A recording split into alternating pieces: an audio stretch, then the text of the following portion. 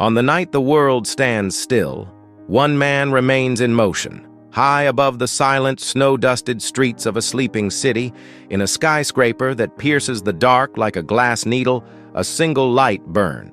This is the world of Alex, an architect. And on this Christmas Eve, while families gather in the warm glow of hearth and home, he is utterly alone, a ghost in his own machine of glass and steel. The only sound is the whisper of his pen across a vast sheet of paper, a lonely heartbeat in a hollow cathedral of commerce. He designs homes for others, meticulously crafting spaces for lives he will never lead, while his own life remains a barren, unfinished blueprint. What kind of man chooses the cold, sterile comfort of right angles and deadlines over the one night of the year dedicated to connection? The answer lies buried, deep beneath the foundations of his own carefully constructed solitude. His office is a testament to minimalist precision, a space so clean and orderly it feels more like a showroom than a workplace. Through the floor-to-ceiling windows, the city glitters like a fallen constellation, each distant light a tiny universe of warmth and celebration from which he is completely disconnected. On his phone, a dozen notifications glow unanswered. A text from his sister, "Thinking of you, Alex. Call me." A missed call from his father, the first in months. He swipes them away, banishing them to the digital void. This isolation is not an accident. It is a fortress he has built brick by brick, missed call by missed call. He seeks refuge in the logic of his work, in the solvable problems of load-bearing walls and structural integrity, because it is so much simpler than confronting the fractured architecture of his own past. Every line he draws is an act of forgetting the scent of pine and burnt sugar that now only brings a sharp, metallic taste of regret. Forgetting the year the shouting became louder than the carols, the year a slammed door echoed with a finality that no amount of time could ever truly silence. Christmas for Alex is not a holiday. It is an anniversary of a collapse, a day circled in black on his internal calendar. So he works, channeling his grief and anger into the creation of perfect, unassailable structures. He can't fix the broken home he came from, but he can design new ones, flawless and pristine on paper, where no doors are ever slammed, and the foundations are guaranteed never ever to crack under the pressure. The rhythmic scratching of his pen is suddenly interrupted. A new sound, soft and alien in the profound silence, the gentle rhythmic squeak of a wheel. Alex freezes, his hand hovering over the blueprint. He is supposed to be the only soul in the entire 50-story building. He looks up towards the glass corridor and sees a figure emerge from the shadows. It is an old man, the night janitor, pushing a cleaning cart. But there is something wrong. The man moves with a deliberate, unhurried grace that feels out of place. He doesn't seem surprised to see Alex there. As he passes the office door, he pauses, his gaze meeting Alex's for a fleeting second. He offers a slow, almost imperceptible nod, an acknowledgement that feels less like a greeting and more like a premonition.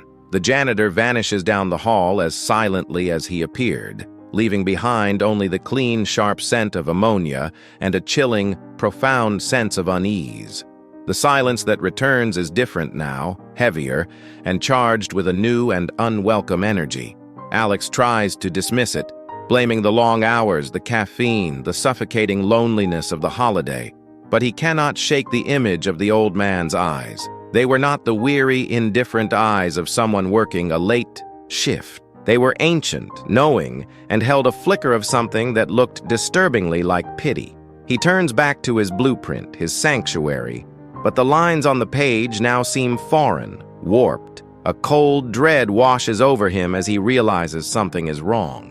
A single crucial detail, a detail he has stared at for hours, is now inexplicably missing. The final click of the mouse echoed in the cavernous silence. Alex stretched, his spine cracking in protest after hours hunched over blueprints that felt more like abstract art than future buildings. The city lights, usually a source of inspiration, now seemed distant and cold. Each window a tiny portrait of a life he wasn't living. He gathered his coat and scarf, the familiar ritual, a hollow comfort against the encroaching loneliness of Christmas Eve. All that was left was the long walk to an empty apartment, the hum of the refrigerator his only companion. The day was over. The work was done. But as he turned from his chair, his gaze caught on something that shattered the sterile order of his desk. On the far corner, next to a stack of zoning regulations, sat a small, unassuming package. It was no bigger than a book, wrapped in simple brown craft paper and tied with a piece of rough, natural twine. It hadn't been there an hour ago. He was certain of it. He was meticulous, obsessive even about his workspace. Nothing was ever out of place. Yet, there it sat, a quiet anomaly in his predictable world, a silent testament to a presence he hadn't detected.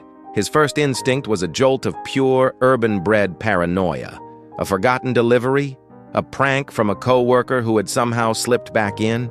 His mind immediately flashed to the janitor, the old man with the unsettlingly knowing eyes. Had he left it? The thought sent a chill through him that had nothing to do with the draft from the window. The package had no tag, no name, no indication of its origin or its sender. It was a complete blank slate, an object of pure mystery that felt both innocuous and vaguely threatening. For a moment, he considered just leaving it, pretending he never saw it. Yet, he couldn't look away. The longer he stared, the more the suspicion receded, replaced by a profound and unfamiliar curiosity. It wasn't a corporate gift. It lacked the glossy, impersonal sheen. It wasn't a threat. It felt too humble. There was a deliberate simplicity to it, a quiet intention that seemed to cut through the noise of his isolated existence. In a life governed by logic, deadlines, and self-imposed solitude, this small box was an unsolvable variable. It was a question mark placed at the end of a long, monotonous sentence. The thought that someone, anyone, had walked into this silent tomb of an office and left something specifically for him was a concept so foreign it was almost intoxicating. His hand moved before his mind could raise another objection. His fingers brushed against the coarse paper, the texture real and grounding. It was surprisingly light. He picked it up, weighing the mystery in his palm. Leaving it behind now felt impossible. It was no longer just an object on his desk. It was a thread, a single, stray thread in the tightly woven fabric of his routine, and he felt an overwhelming compulsion to pull it, to see what might unravel. Clutching the small package, Alex walked out of the office, the click of the locking door behind him sounding less like an ending and more like the turn of a key in a lock he never knew existed. The cold night air hit him, but for the first time, it didn't feel empty. The lock on his apartment door clicked shut, the sound echoing in the cavernous silence. Outside, the city pulsed with a distant, festive glow, but inside, there was only cold light filtering through the windows. He placed the package on the granite countertop, its simple brown paper looking foreign in the sterile space. He just stared at it, a silent intruder on his curated solitude. This small box was a breach, an unknown variable in an equation he thought was solved. His hands, usually so steady, felt clumsy as he reached for it, a tremor of pure hesitation running through him. Why now? There was no ribbon, no card, no hint of the sender. Just the crinkle of paper as his fingers found a seam and began to tear, the sound unnervingly loud. He worked slowly, deliberately, as if the contents were fragile or perhaps dangerous. The box beneath was as plain as the wrapping, a simple cardboard container without a single mark. He lifted the lid, his breath catching in his throat. Nestled on a bed of yellowed tissue paper lay two objects. They seemed ancient, artifacts from another time, their presence filling the modern space with a profound, unsettling history. His gaze fell first on the photograph, a sepia-toned portrait with corners softened by time.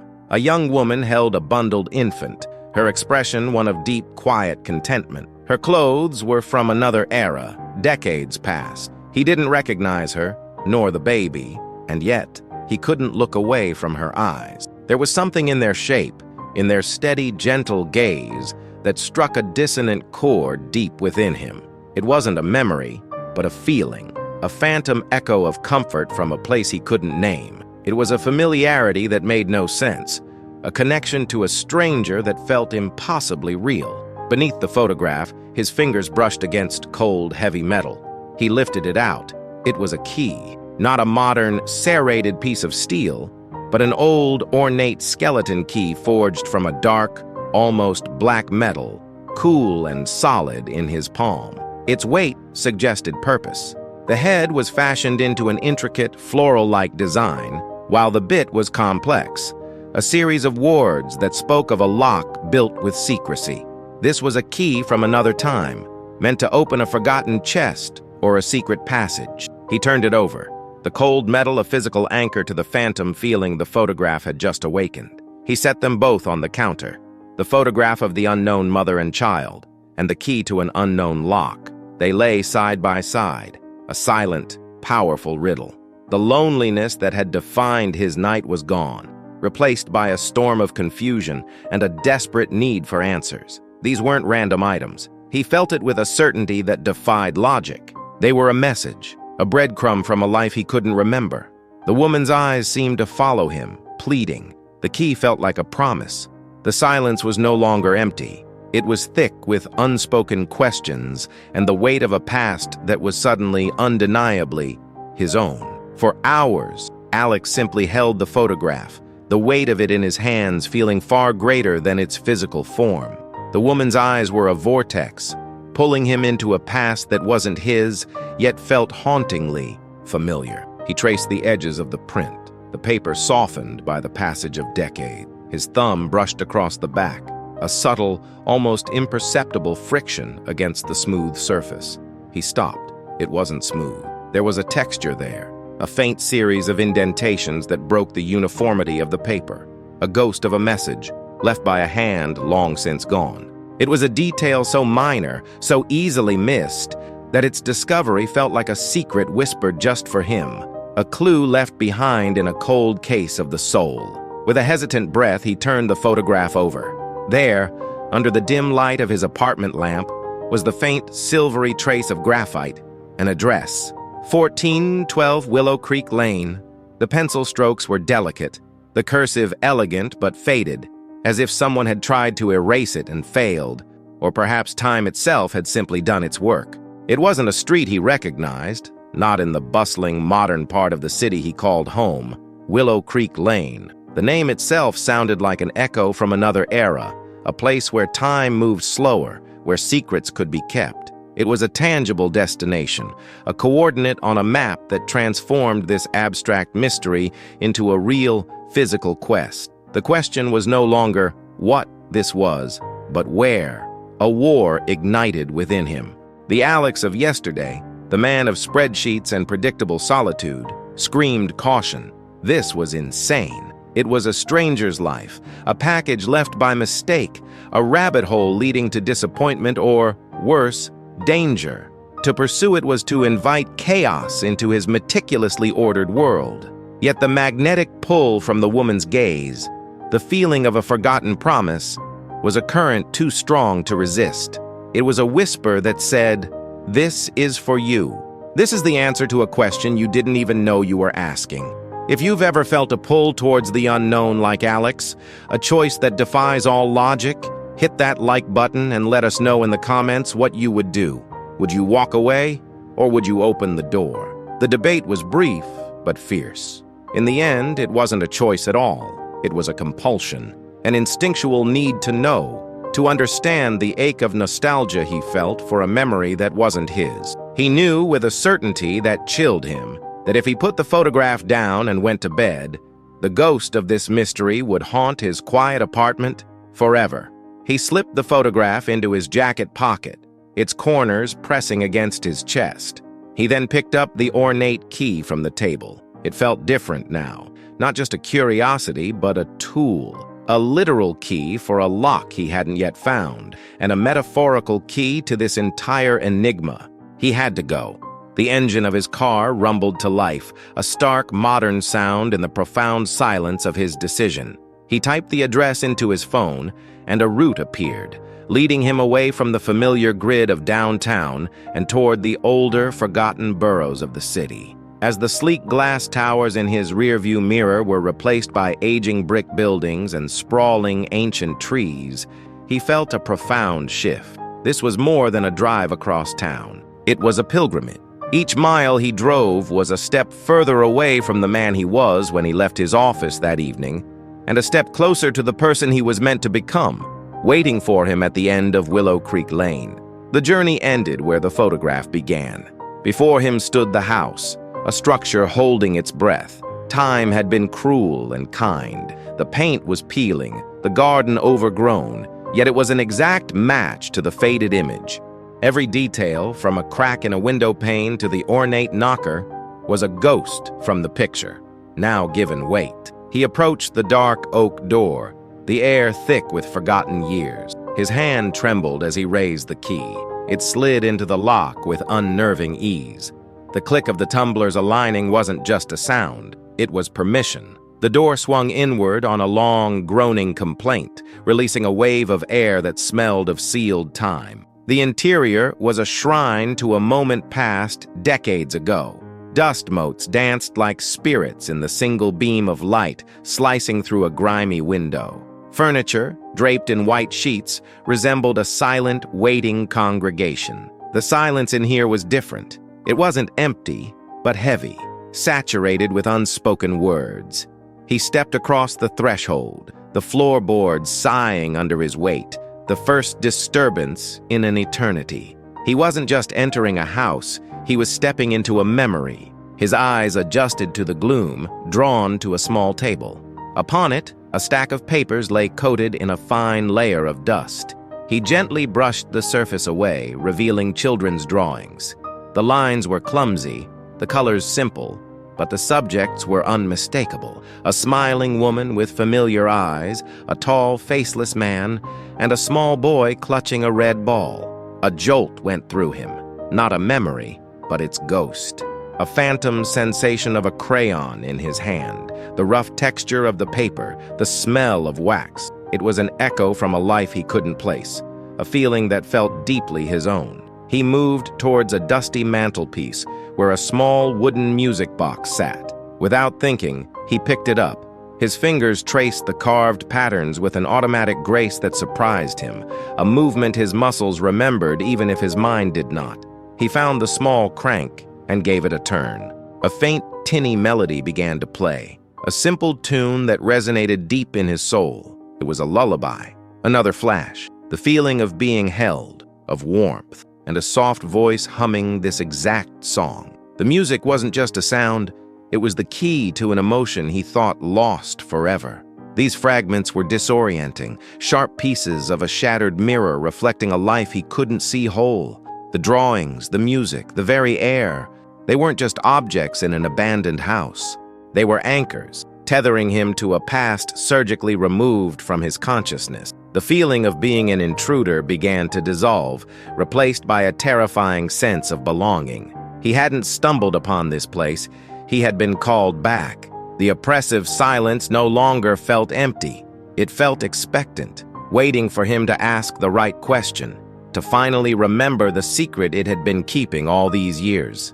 Drawn by an unseen force, Alex ascended a narrow staircase he hadn't noticed before, each step creaking like a painful memory. It led to a small attic, where a single beam of afternoon light cut through the gloom, illuminating a universe of dancing dust motes.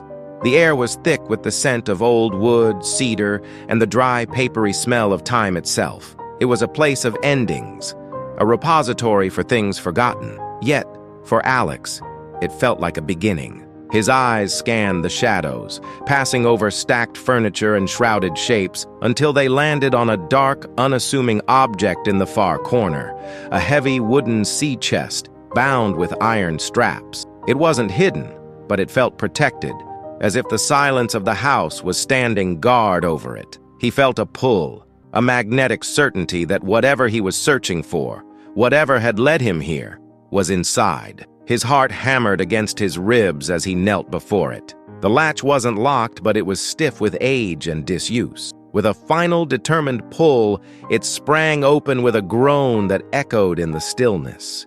A scent wafted out, not of must or decay, but of something else entirely, of pressed lavender, old ink, and the faintest hint of a perfume he almost recognized. Inside, there were no gold coins or forgotten heirlooms. Instead, The chest was filled to the brim with paper. Stacks and stacks of letters bundled neatly with faded silk ribbons, each bundle representing a year. A lifetime of correspondence, addressed to a single recipient, him.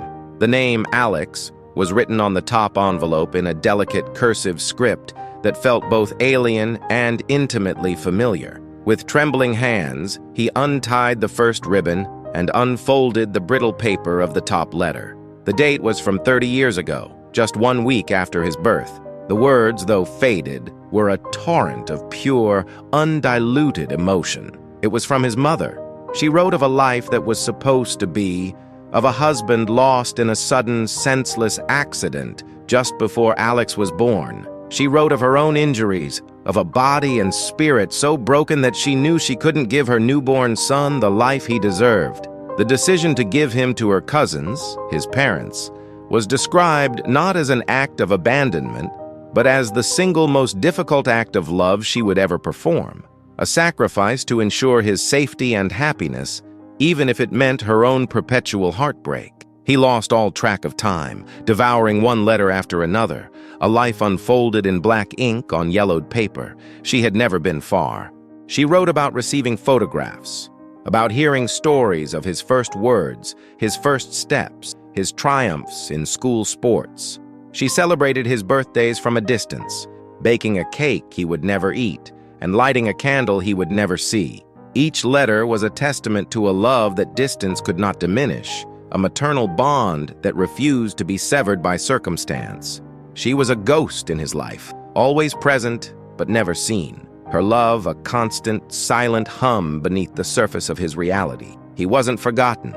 He was the center of a secret, hidden world, the sole focus of a love he never knew existed. In the very last letter, the handwriting was frail, the ink slightly blurred as if by a tear. She explained everything. She wrote of her dearest friend, a kind man who had promised to look after the house, to keep it as a shrine until the time was right.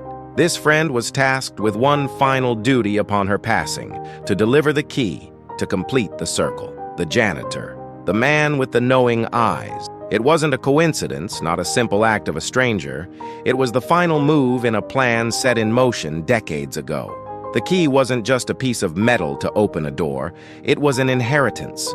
It was the final, posthumous gift from a mother to her son, unlocking not a house, but the truth of a life lived entirely for him. The last letter rested on his lap, its ink a testament to a love he never knew he had. The silence in the house was no longer empty. It was heavy, filled with the unspoken words of a lifetime. It was the silence of a concluded story, the quiet hum after the final page is turned. Alex didn't weep. The emotion was too vast for tears, a hollow ache that had finally been given a name. For years he had chased a phantom, a question mark that defined his existence.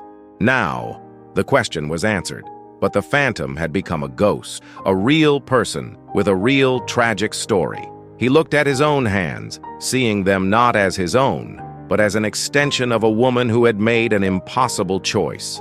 A choice born not from abandonment, but from a love so fierce it was willing to break its own heart to protect him. Outside, the snow fell in thick, silent blankets, muffling the world. He realized with a sudden, piercing clarity that it was Christmas Eve. The date on the final letter confirmed it. This day, this holiday that had always been a monument to his solitude, was the anniversary, not of his birth, but of his beginning. It was the day his mother's world ended, so his could be remade. The gift from the old man wasn't just a key or a box. It was this moment. It was the delivery of a promise kept across decades, a story timed to arrive on the one day of the year that held all the pain and all the love of its origin. The bitter irony twisted into something else, something closer to a sacred, somber understanding. He wasn't just an orphan, he was a survivor, the living legacy of a catastrophe he had never been allowed to remember. He ran a hand over the dusty velvet of a nearby armchair, imagining her sitting there, writing these letters to a son she could only see in photographs. He could almost feel her presence in the chilled air, a lingering warmth of devotion. The house was not a tomb, but a sanctuary, a place where her love had been preserved under layers of dust and time. The loneliness he had carried for so long felt different now. It wasn't the void of being unwanted. It was the echo of being missed, the phantom limb of a connection severed by tragedy. He was the product of a profound sacrifice, and in that knowledge, he found a strange and painful sense of belonging. He belonged to this story, to this house, to the memory of a woman he would now spend the rest of his life getting to know through her word. As night fully descended, he didn't leave. The thought of returning to his sterile, empty apartment felt like a betrayal. Instead, he found logs by the hearth and, after a few attempts, coaxed a fire to life. Flames licked at the old wood, casting flickering shadows that danced like memories across the walls. It was the first warmth this home had felt in decades, a pulse of life in the heart of a sleeping giant. He would spend the night here. He would keep watch. This Christmas wouldn't be another exercise in enduring loneliness. It would be a vigil, a quiet, solemn communion with the parents he never knew and the mother who had never, for a single day, stopped loving him. This was not the Christmas he ever could have imagined, but he knew with a certainty that settled deep in his bones that it was his first. As dawn broke on Christmas morning, painting the snow-covered landscape in hues of gray and soft pink, Alex looked out the window. The world felt new. The pain was a part of him now, an anchor to a past that was finally his. But with the pain came a profound sense of freedom. The truth, in all its brutal, heartbreaking beauty, had not given him a happy ending, but it had given him a beginning. The search for one answer often uncovers 100 new questions, 100 new paths to walk. And if you believe that some mysteries are never truly solved but simply transform into new ones, make sure you subscribe and activate notifications, because our next investigation unearths a secret that was buried for a century, only to be revealed by a single misplaced photograph you won't believe.